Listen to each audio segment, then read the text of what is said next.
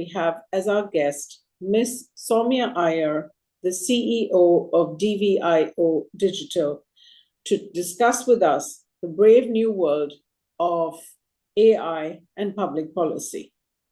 Welcome, Soumya. It's a delight to have you on the show.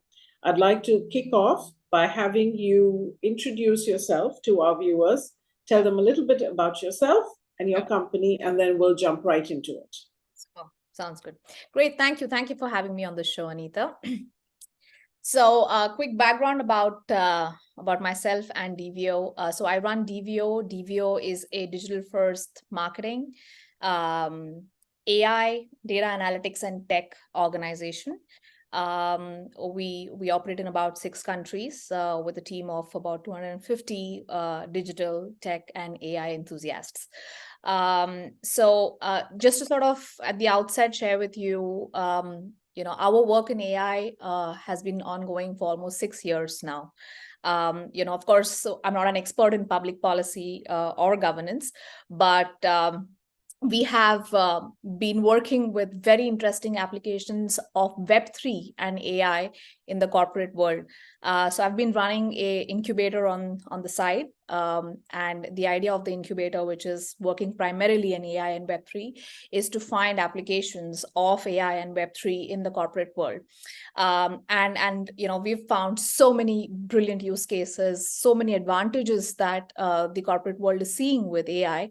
It's but natural that the same advantages can be brought into public policy and governance as well. So what I would like to do in the talk today is, sort of just delve into and double click on where I see the synergies can come in for governance and public policy. That sounds great.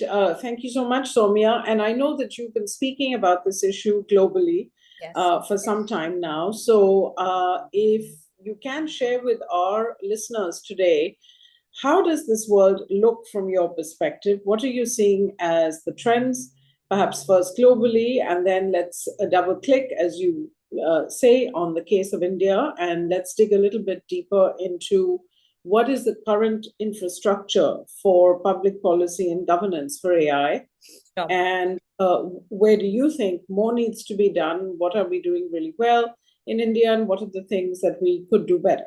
Okay, so with that, over to you. Thank you. Thank you so much, Anita. So what I'm going to do for ease of this conversation is I'm going to share some slides on the screen, which will also sort of give a visual reference and act as prompters for the flow as we move along. Let me share my screen and we can get started.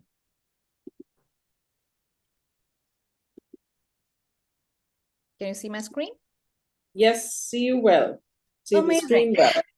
Okay.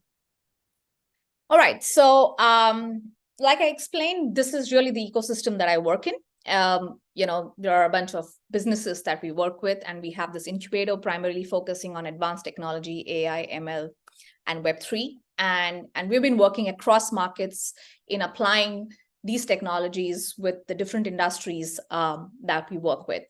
And when we speak really about technologies that are likely to change the near future, I don't just speak about AI, but I speak about Web3.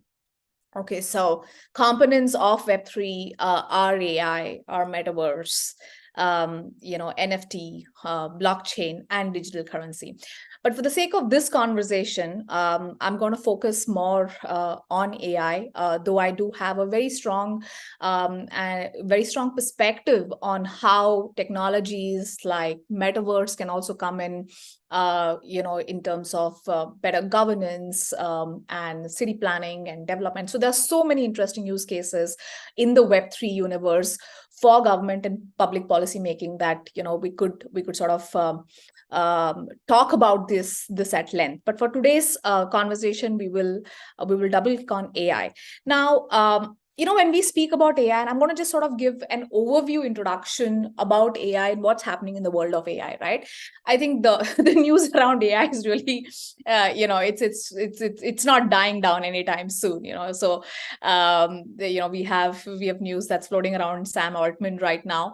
But essentially, what's really happening with AI is that there is a lot of fear, there's uncertainty, there's, there are a bunch of questions that are coming up about whether we're going to lose jobs, what is it going to mean for humanity, are human beings going to become redundant, right, so on and so forth. So the way I see it is that AI and possibilities with AI is like a mountain without a top. And because there is so much that we can really do with AI, it's difficult to wrap our heads around what's really going to come. And what we don't fully understand, we tend to fear. Right. And that's sort of the problem that we have with AI and the way people are reacting to AI right now. But the fact is, AI is here to stay.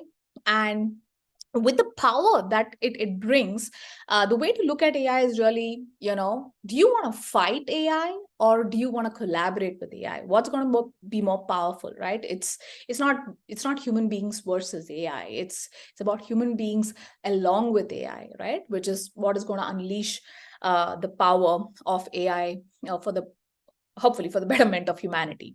Now, let's just fundamentally look at what AI can do, right? One, it can process large amounts of data in very short time. Okay, which a human brain can never do, right? So it can the amount of data that it can process in a few seconds, that's something that, as human beings we cannot compete with. So that's one. The second thing that it can do is, because it's digital, fundamentally digital, every data point or every interaction that you have with the digital platform is a data point or a feedback into the system. So there is a continuous learning that's happening with AI, right? So these are the two things that are happening to define what's happening with AI. Now, there are a bunch of tools that are being launched on a weekly basis, right, for different use cases in the world today. So almost like 1,500 odd tools, new tools that are coming up for different applications, right? So really, if we can just simply learn to work with these tools, and that skill set is called prompt engineering, right? The ability to prompt the AI surfaces or platforms to get the required output is going to sort of be the most important skill set that we can develop in the times of AI. And therefore, as we all start to live in this world which is powered by AI at every level, what we are going to see, unleash is what Tim Urban very beautifully puts as a phenomenon of human colossus, which is that we can potentially have access to so many different ways of thinking, so many different ways and perspectives of looking at things, right? So, and never before in human history have we had access to so many perspectives, so many ways of thinking, so many data points at a click of a button, right? So, and therefore, my perspective on AI is that we're really standing at a very interesting point in humanity where we are going to be, I see humanity is going to have this vertical growth. If we have had, more like an organic incremental growth in humanity so far, it's going to change to a vertical growth, right? And that's also going to happen because,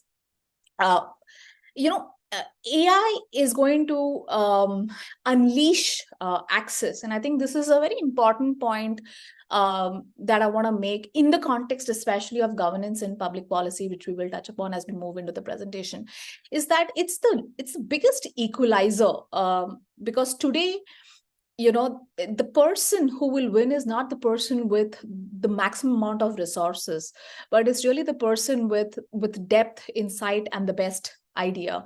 And to illustrate that point, for example, if you have a great story to tell and you're not the best writer, but you have a great story to tell, and you want to tell it in a language which may not be your native language, right? So the person who will win is not the person who can write or story tell the best, but the person who has the best story to tell. In a similar scenario, if you are a person who has a great product idea, but you don't have the resources or the money, which typically large corporations have, but you still have a fantastic idea which can solve a problem. AI will enable you to produce that idea without a very large pool of resources. And therefore, at some level, what's really happening is the power is coming to common people, and it's not just with a few large corporations, if I can call it that, right? So AI is enabling access. It's moving power in the hands of common people, and therefore I believe that humanity will progress at a very, very rapid speed. Now let's sort of just look at what is possible that was not before, right? Now, AI and machine learning has existed for quite some time now, right? So what's really changed with generative AI is the ability of AI to process, due to large language models, to be able to process complex language or complex instructions, and also be able to respond in a human like way. Also, its ability to take an input and learn from the input and improvise, right? So in that sense, what's really happening is, there was this time of big data, right? And people thought, everyone was talking about big data. Everyone was talking about, what big data can really mean. But it came as a fad and it died down. And that's not because big data is not useful. It's because we didn't really have a way to analyze this data, right? Now, with artificial intelligence and advanced artificial intelligence, this data can be analyzed in a few seconds, and therefore this data becomes really, really useful. And if you look at application of AI across industries, it's mind-boggling, right? And we are only scratching the surface. We are discovering the application of AI across industries. So just some broad industries, if you look at things that are changing rapidly, is, let's take education for that matter. So when we speak about education is going through a phenomenal change right now, because one, on the learning side, a student is asked to write an essay, and uses ChatGPT to write the essay, right? Now, can you stop that? Of course, you can't stop that. But what it means is that the way evaluation and examinations are conducted will need to change, right? So because you have ChatGPT, it's going to leave, so the redundancy is going to be completely out. The bookish knowledge that the students are supposed to mug is going to be completely out. It's going to give time and is going to give space for students to a lot more critical thinking.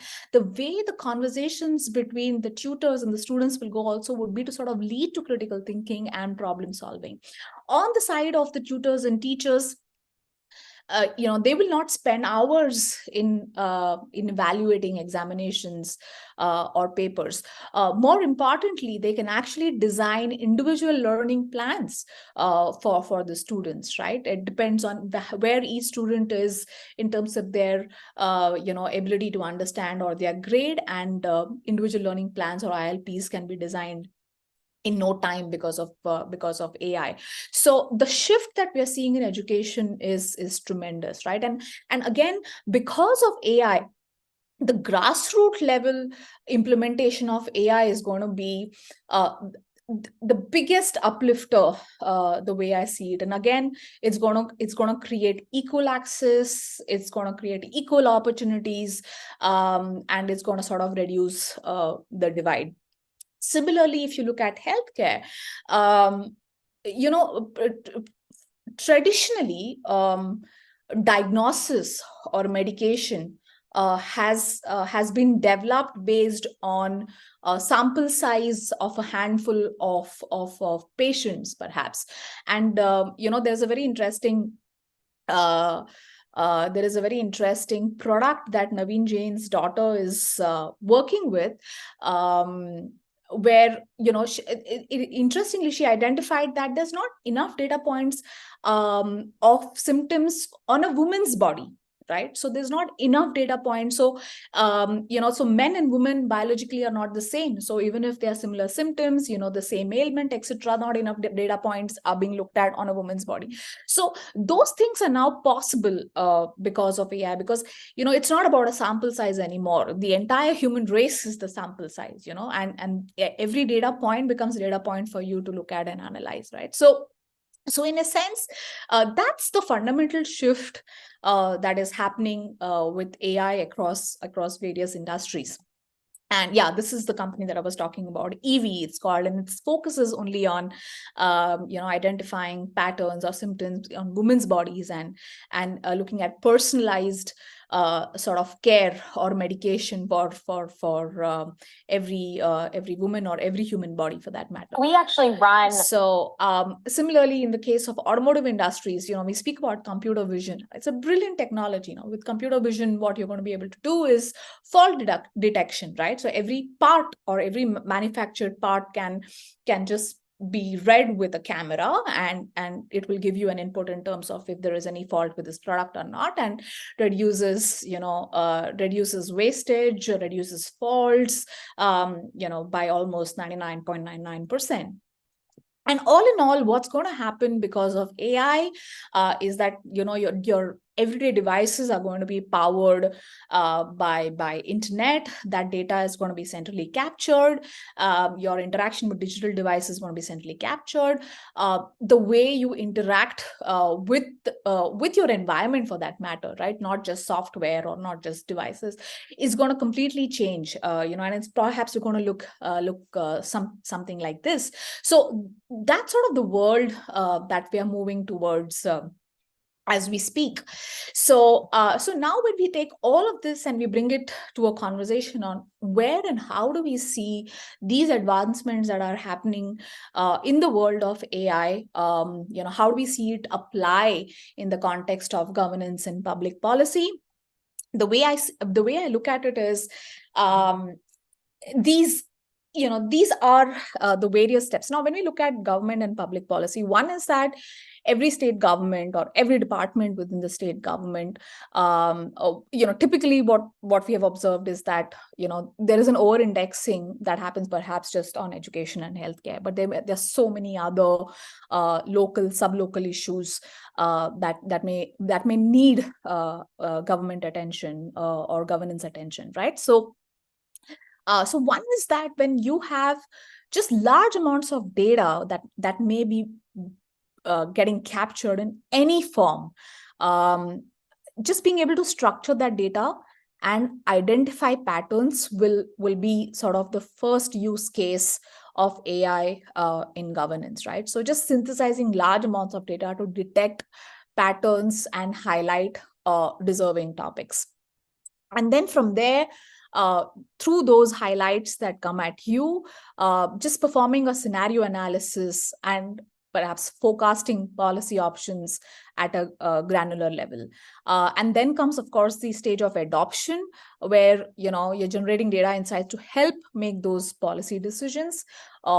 Implementation perhaps in a more controlled environment, and then evaluation of those changes or those policies on the end results or on the public at large, right? So this is sort of how this is how any government or any state government or any department of governance can start using AI. But fundamental to that is data. Like, fundamental to AI is data, and therefore I believe that just having just having the disposition to say every data point is important, and starting to structure that data. See, all AI needs is structured data. It just needs, you need to just have data lakes and data structures for it to be able to read and understand these patterns. And to that extent, just having the disposition to look at data and give that importance to data is all that the governments need to do. And therefore, I think what's undisputed is the fact that AI brings advanced analytical tools, forecasting capabilities, and more importantly, evidence-based program development, and again, real-time monitoring and evaluation, right? So this is undisputed. And the pace at which this can happen is also fantastic. And again, when we speak about policy making, it's a long drawn process. It requires substantial data. Sometimes some of these data points might have gaps, especially if it goes through human sort of evaluation or analysis process. There may be biases. I'm not saying data may not have inherent biases, but there is a way to correct that data, right? Because you keep giving it feedback. The modeling can be done in such a way that you can eliminate those biases if you understand those biases using technology. But with human beings, those things become difficult. So those are some of the areas where I think AI can play a very, very significant role. But again, having said that, it clearly needs human supervision, right? Now, let's take an example of, let's say, a judgment against, a judgment on a prisoner, on what's the penalty that you need to give. So there may be data points that might come to the judge in terms of the prisoner's history, or maybe his immediate circle, or the profile of the prisoner and where he comes from, where he or she comes from, and what is likely to be the eventuality of the decision that the judge takes. But you cannot just purely base that on data. Like, the judge will need to have the instinct and intuition, or his or her own fair judgment in terms of how he would look at that person. Or even for that matter, let's say scholarships to be awarded to students, right? So again, that might require human intervention or human supervision to take some of the decisions, and those cannot be purely data based, right? It requires critical thinking. So and to that extent, AI and data provided by AI cannot be looked at in silo. It needs to be brought together with human supervision. These are just some quick examples of how worldwide AI is being used in interesting ways. So in Australia, it's being used for syndromic surveillance, where because of the data that got captured within a span of 4 months, they were able to detect over 6 public health issues, and also therefore swiftly move towards solving them, right? And in Quebec, for example, okay, this is another very interesting thing about AI, right? So one is you have primary data, that's being collected, at the ground level, which the government might have access to.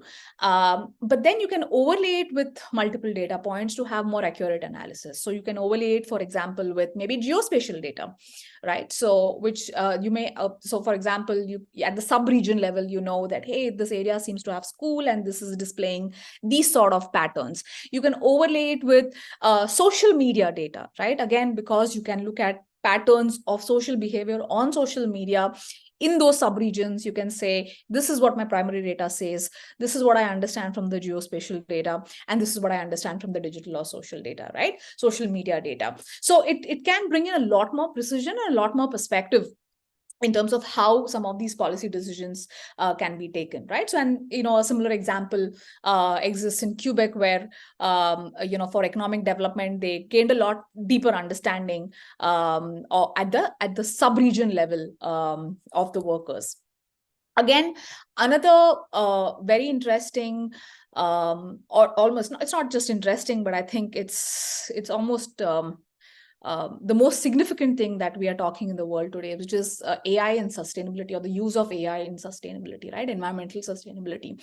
Now, again, some countries are, actively taxing based on carbon footprint. But how do you know that, because there is no past data about intervention of taxation, and how, whether, life could have been better, whether life is actually better with climate, if the taxation has helped, the environmental sustainability reasons. We don't have any past data. So how do you sort of understand if it's actually created an impact, a positive impact, right? Now, this is where, again, AI can help you create simulations to say, hey, in a default scenario, this is what, the carbon footprint was likely to be, and because of the interventions that the government has made, this is sort of the improvement that one sees, right? So this is going to be this is, again, a very, very interesting use case of how AI and sustainability work together. And again, there is an interesting credit card, which actually is a carbon footprint credit card, which at the end of at the end of all your purchases in the month, it actually tells you what is the carbon footprint that you've left. So so these are all data points that can help you, and this is all possible only because of AI, right? So AI will have a very, very large and significant role to play in terms of sustainability, environmental sustainability, and carbon footprint measurement, and hopefully also carbon footprint solutioning. Now, this is an India use case, actually, where the Defense Ministry, in conjunction with IIT Kanpur, in fact, has just built a model where all the grievances can be addressed in very, very short time, because the AI tool is scanning through all the complaints or the grievances that are coming through, building large themes out of it, and providing active solutions in the process. So right from some very, very simple and base level use cases like this to fairly complex problem solution is where AI can play a role. And having said that, I'll just sort of touch upon the importance of data and data structures, and to be able to enable the unleash the power of data. What you need is data scientists, data analysts.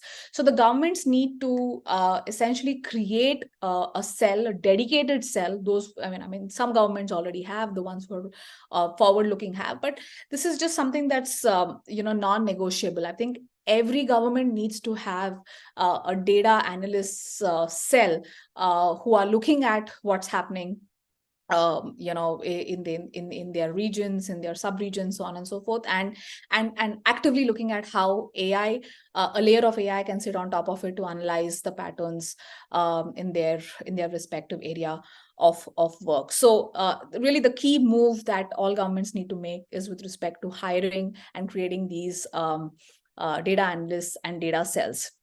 So in summary, I believe that the future is going to look like the best of both worlds, which is AI plus human supervision. Also, I see that it will have a very positive impact on economy. And that's fundamentally because, while of course AI will create a lot of opportunities and stuff like that, that's, that's for sure. But also because I think it's going to leave human beings with a lot of time at hand, right? Because the redundancy is going to go away, the repetition is going to go away, efficiency is going to kick in, there's going to be higher productivity. And because of that, we're going to be able to create a lot more solutions that the world needs today. A lot more innovation is going to come, which is going to create those opportunities and therefore create a positive impact on the economy. And what I'm also anticipating is that, a lot of innovation is waiting in the wings today, because, there's still not enough clarity and framework around, use of AI, right? Because there are, of course, ethical issues around use of AI. There are privacy concerns. There are inherent data biases, right? So the government needs to start investing actively in AI as well, and create. I think the corporates or the the corporate world and the business world is waiting for governments to create some of these frameworks so they can proceed in their research with AI and come up with these innovations, right? So government investments and interest in AI is going to be important, and I see that many governments are already taking a step in this direction.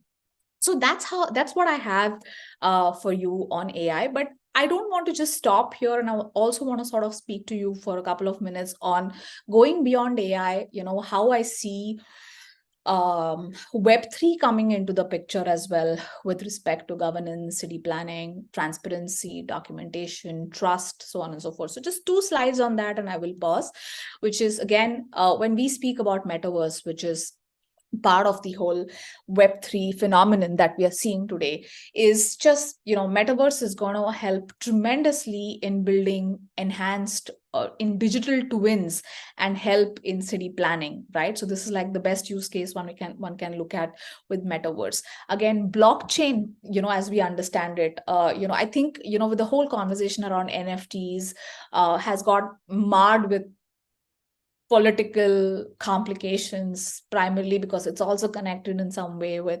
cryptocurrency, so on and so forth. But if you just come back to what blockchain fundamentally does, is it brings in transparency, right? And I'll sort of sum up with this really interesting interview that I watched only yesterday, and I thought it was so relevant for today's conversation that I put it in here. So I'm just going to play this for a quick bit, and then we will pause. I feel that for every problem technology creates, technology also has a solution at the end of the day. We live in a world where we have lost trust in almost everything.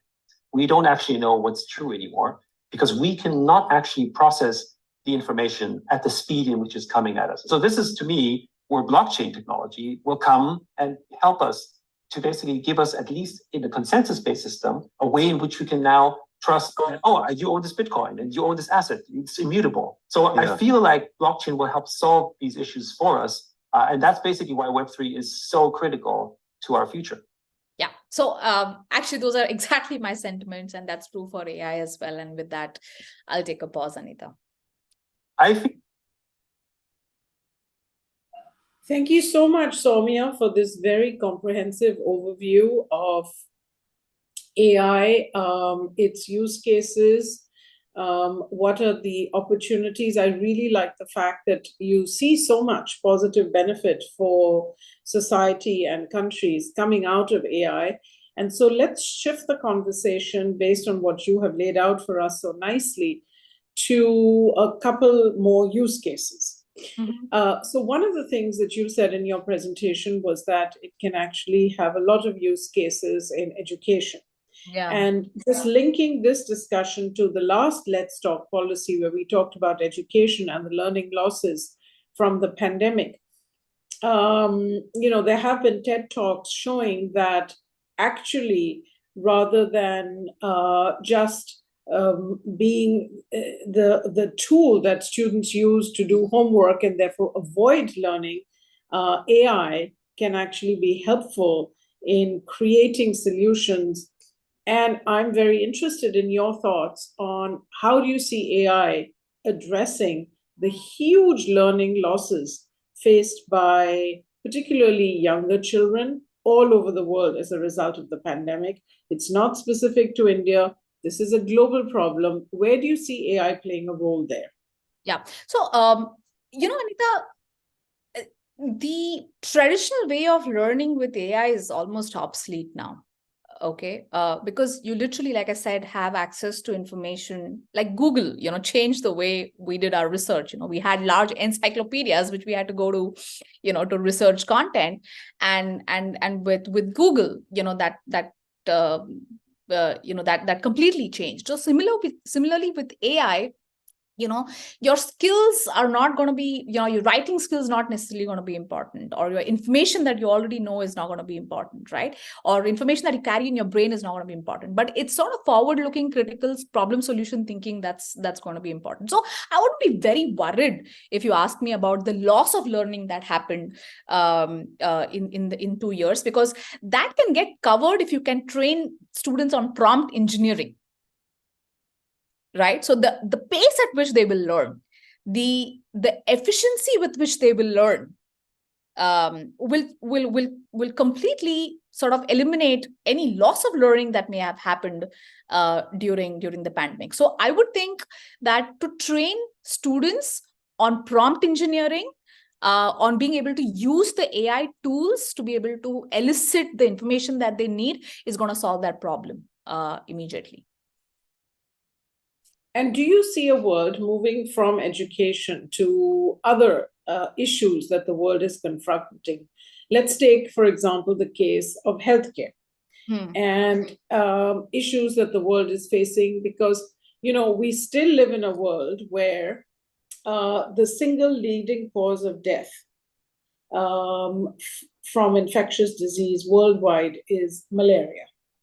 So, you know, it's quite remarkable when you think that you have this tiny little insect, which is the mosquito, causing so much damage to the world. And the solution there, thus far anyway, has been fairly simple, which is bigger use of mosquito nets, much more use of mosquito nets throughout the world to reduce cases of malaria. Yeah. How do you see AI playing a role in solving some of the fundamental healthcare issues that a country like India faces? Yeah. Again, this has got to do with being able to have data. Okay, so imagine if we can have access to data where we know where the maximum amount of number of deaths are occurring, you know, at the sub-region level. And if we have like a single dashboard which gives you the view of where these deaths are occurring, you know, at the sub-region level, just being able to go and educate those areas and having the supply of mosquito nets in those areas will solve that problem very, very quickly. So it's a question of having access to data. It's a question of swift analysis, which AI can help with, and therefore swift action that can come through that. Yeah. So do you believe that from a public policy perspective, it would be useful, in addition to having these data scientists instituted in the government, which is where you ended, to actually have data analysis and AI work done at a sectoral level? So do you believe, for instance, that every ministry should have its own AI capacity? Absolutely. In fact, that didn't come across in my presentation, that's exactly what I meant. You know, it needs to happen with every government, every ministry.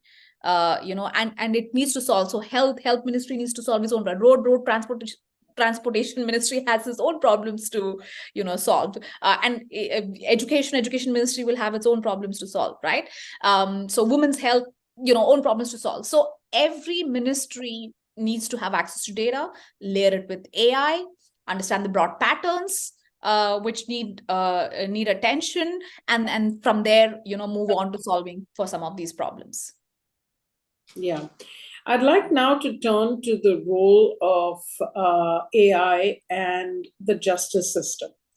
You know, I really liked your use case of how the Defense Ministry partnered with, I think, did you say IIT Kanpur? But one of the IIT, you know, to look at patterns around the grievances and to see how you could resolve grievances faster by the use of AI. So I was just imagining a world where in India we could solve the backlog of the cases we have in the legal system by use of AI. Any thoughts there?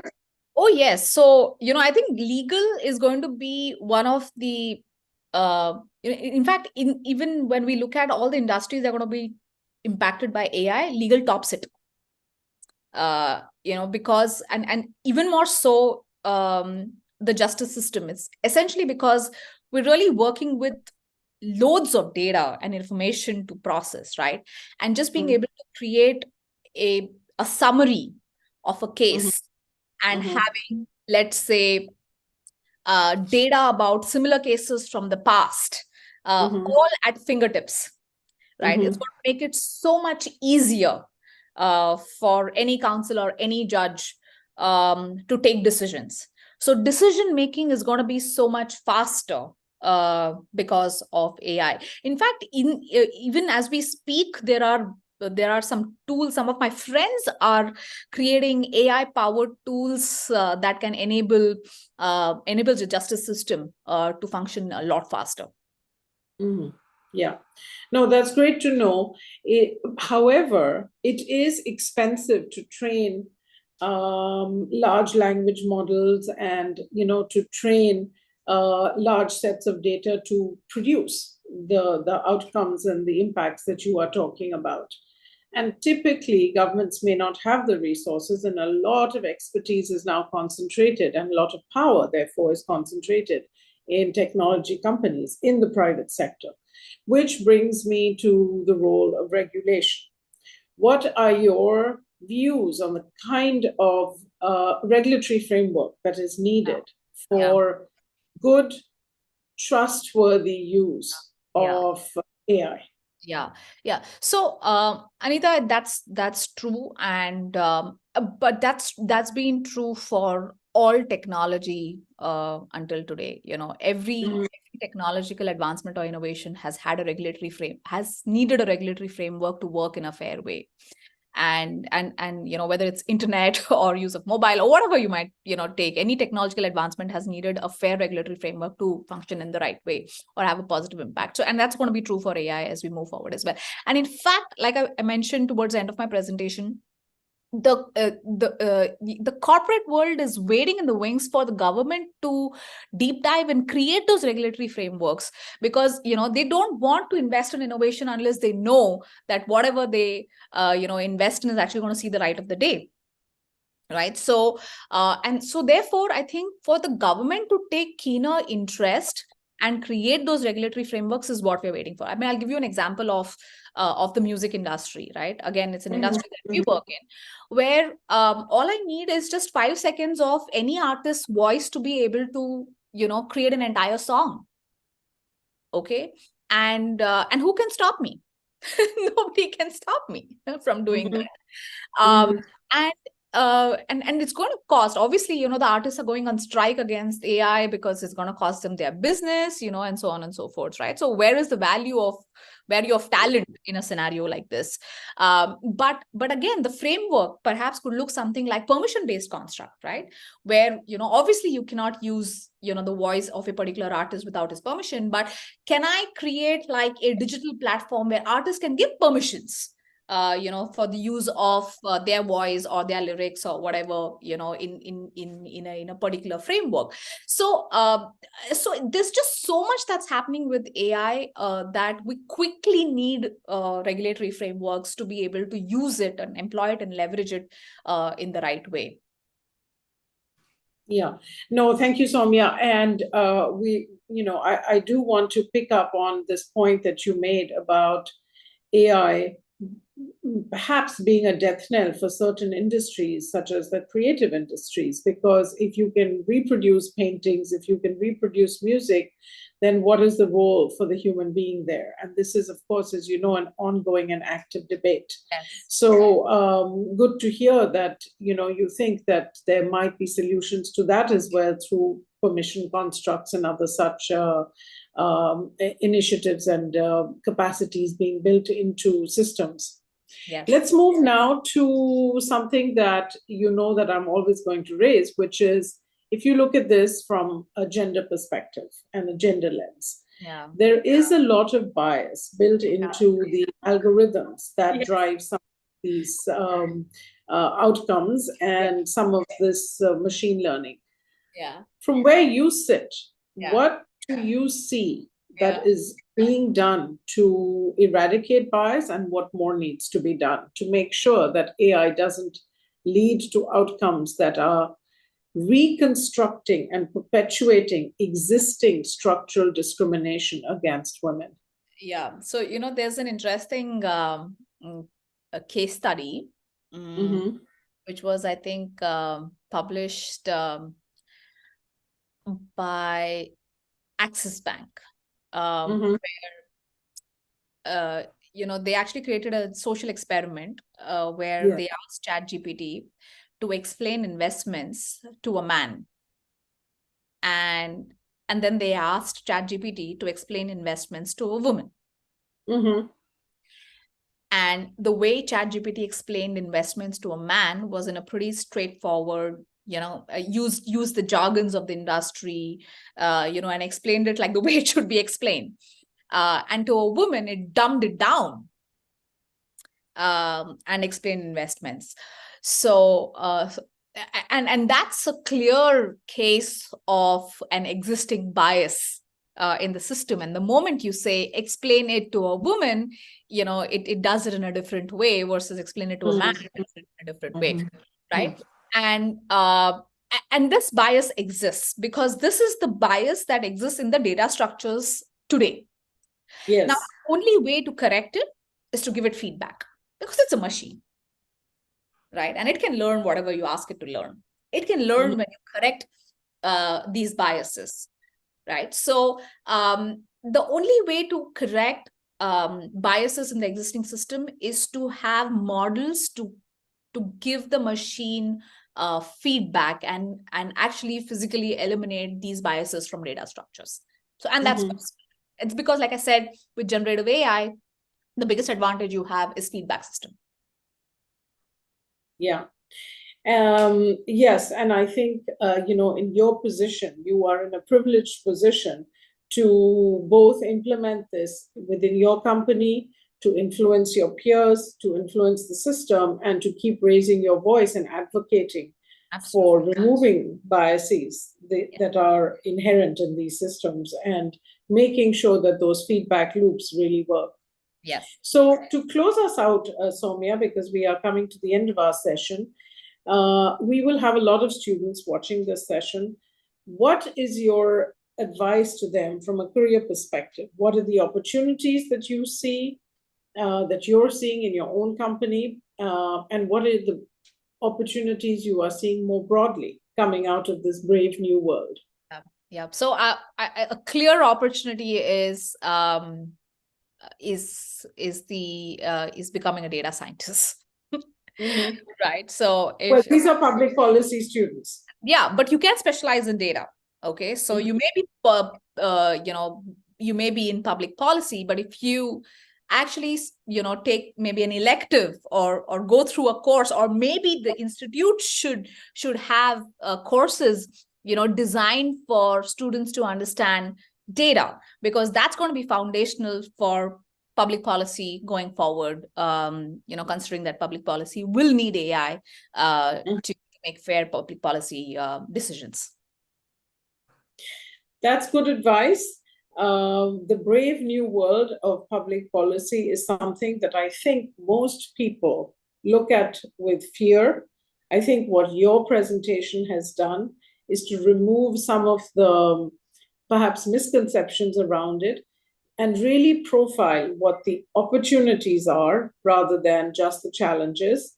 I think we are very aware of the challenges, but it really is time now for us to seize opportunities and to make sure that we are unlocking and using AI at its full potential. I thank you very much, Soumya, for spending this time with us and with the students at Kautilya. And we look forward to hearing more of the brilliant work that you are doing.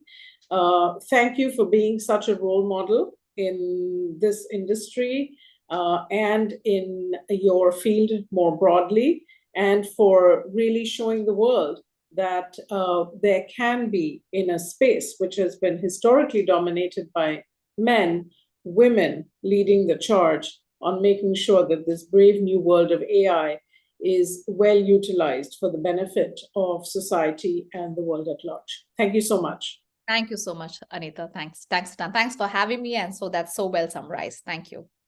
Thank you. Bye now.